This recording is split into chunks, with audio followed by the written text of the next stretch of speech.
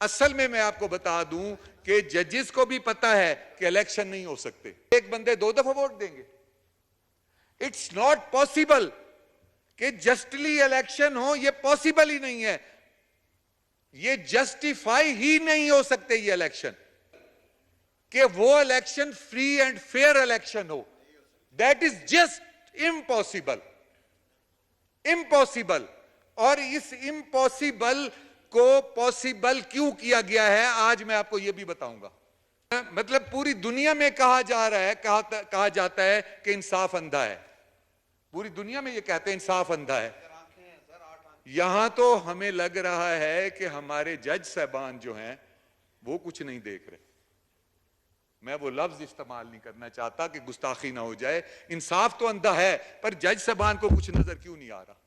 मैं आपको आज खिराज तहसीन पेश करना चाहता हूं कि आपने जिस तरह साबित कदमी के साथ एक जंग लड़ी है, और ये जंग वो जंग थी जिसमें एक कॉन्स्पिरेसी थी इस मुल्क को तबाह करने की, और उस कॉन्स्पिरेसी में सी पैक रोक दिया गया। उस कॉन्स्पिरेसी में ना सिर्फ सी पैक रोका गया, बल्कि एक इलेक्शन हुआ लंदन में, और वहां उस वक्त के वजीर आजम ने एक यहूदी की सपोर्ट की। बहुत सारी और इदारों के सरबराहों को जानवर कहा गया। एक ऐसी साजिश थी जिसमें इस मुल्क की मुईशत को तबाह करने के लिए ऐसे लगता था कि उन्हें टास्क दिया गया।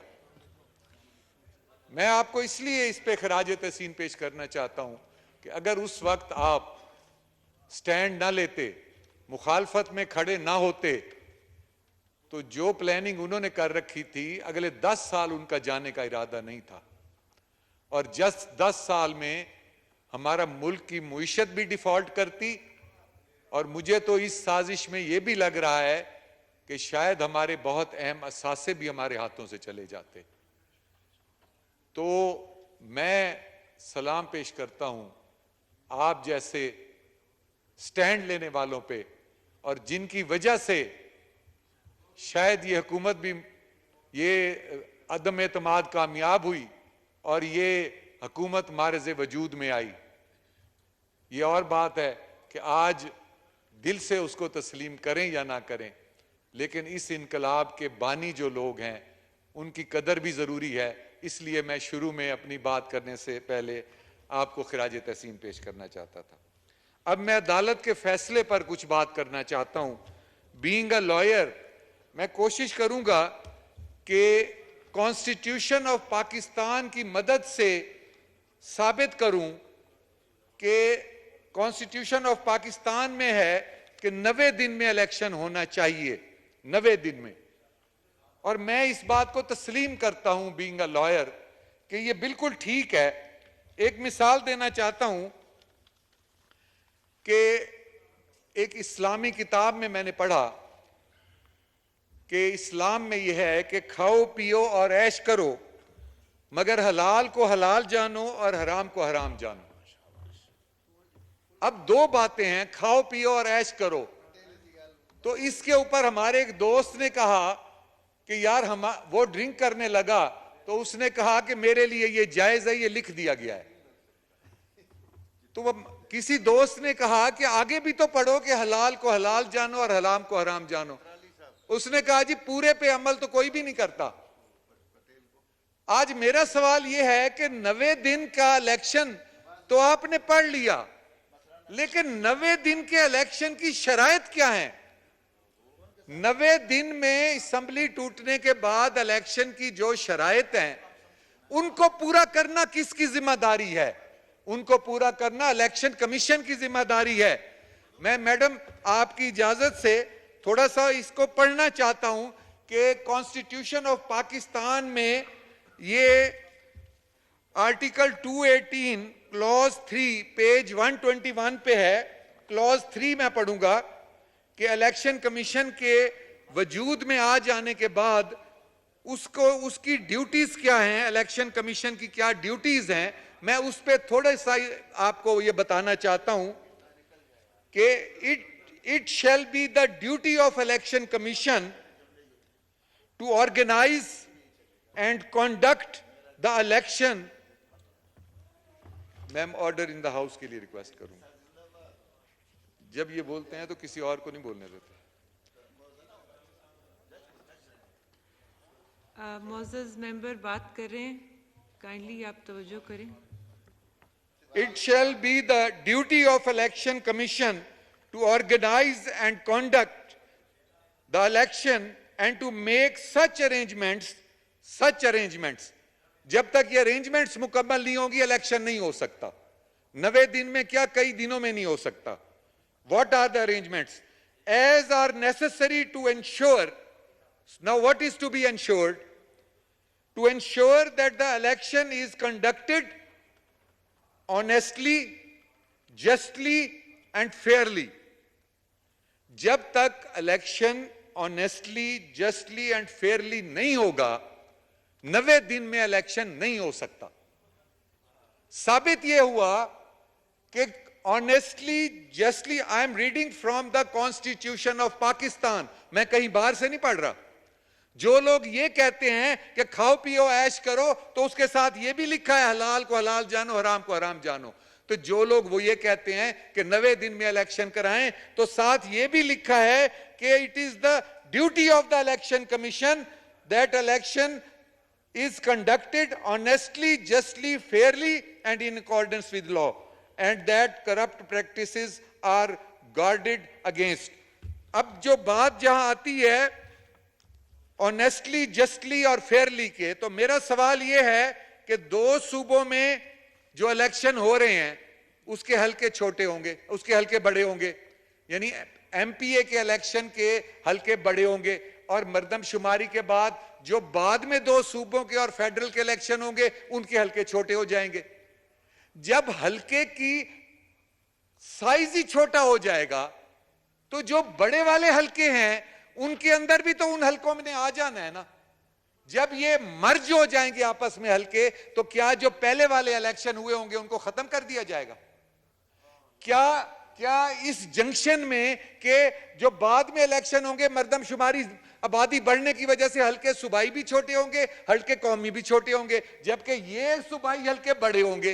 अब बड़ों और छोटों को मर्ज कैसे करेंगे? और दरमियान में जो आबादी आएगी, जो उन हल्कों में भी आ जाएगी, उनको आएगी, उनके इलेक्शन कैसे होंगे? एक बंदे 2 दफा वोट देंगे। इट्स नॉट पॉसिबल कि जस्टली इलेक्शन हो, ये पॉसिबल ही नहीं है, ये जस्टिफाई ही नहीं हो सकते ये इलेक्शन।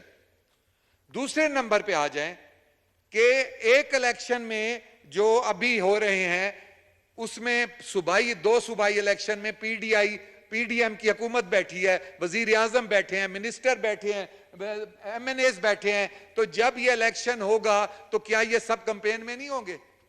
जब एमएनए कैंपेन कर रहा है, मिनिस्टर कैंपेन कर रहा है, वजीर आजम भी शामिल है उस इलेक्शन में, तो वो जो इंटरिम गवर्नमेंट के तहत इलेक्शन होना था वो फेडरल गवर्नमेंट के तहत इलेक्शन कैसे हो सकता है और उसकी सेंटिटी कैसे रह सकती है?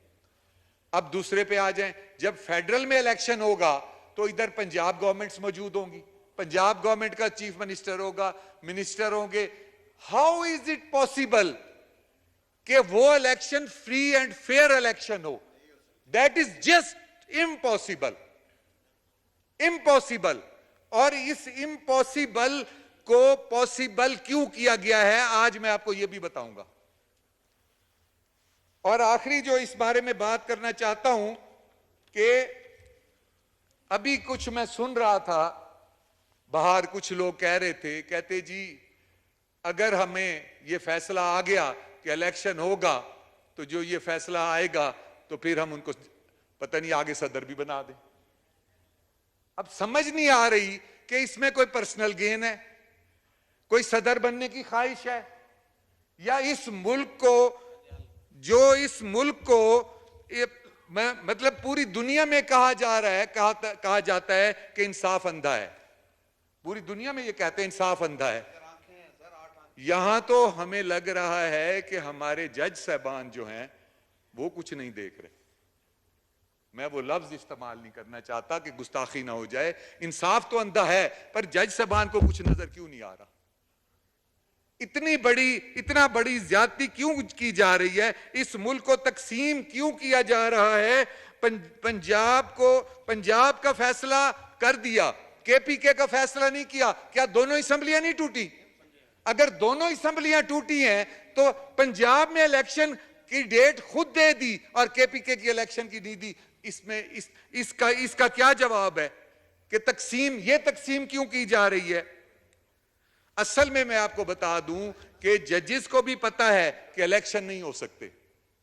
वो जानते हैं इलेक्शन नहीं हो सकते। सिर्फ इमरान खान को एक बयानिया दिया जा रहा है सड़क पर आने का, एक बयानिया दिया जा रहा है ताकि वो सड़क पर आए और मुल्क फिर अदम इस्तेकाम की तरफ जाए और फिर मुआशी बहरान पैदा हो और फिर इंटरनेशनल कॉन्स्पिरेसी जिसके तहत ये सब कुछ किया जा रहा है और इनको हटाने के लिए जो आपने कुर्बानी दी थी, उस कुर्बानी के बावजूद भी आज भी वो ये चाह रहे हैं कि मुल्क में बदअमनी, मुआशी बदहाली और इस हद तक हो। क्योंकि इसका सबसे बड़ा सबूत है कि मुल्क का बुराई जो चाहेगा वो सी पैक रोक देगा।